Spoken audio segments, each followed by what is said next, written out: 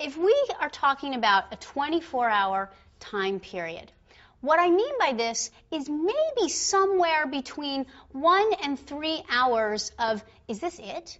We often realize that we were in labor for a couple of hours before it really clicked in once the baby's here. We kind of look back, yeah, I was feeling kind of crampy and achy for a good couple of hours before it dawned on me that this was probably labor. So a couple of hours of trying to figure it out and see what is happening.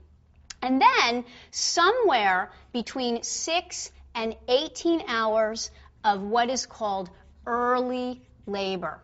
Early labor is when you're primarily spending time at your home waiting for the labor to get big enough for your doctor or midwife to really be interested in you.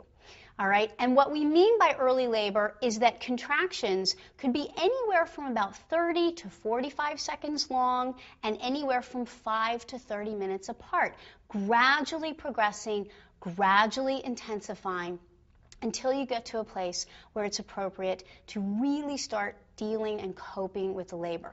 And then what we mean is somewhere between 6 and 12 hours of active labor, transition, which is that last little bit between active and pushing the child out and being done. 6 to 12 hours of work, where the word labor all of a sudden really makes sense.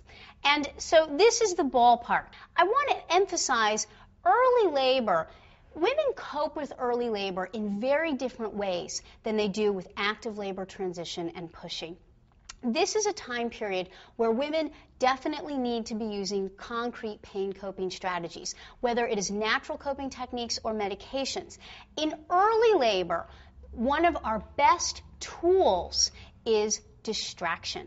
Because in early labor, before things get really big and really require us to start coping, we can often distract ourselves for a good number of hours in the very early parts.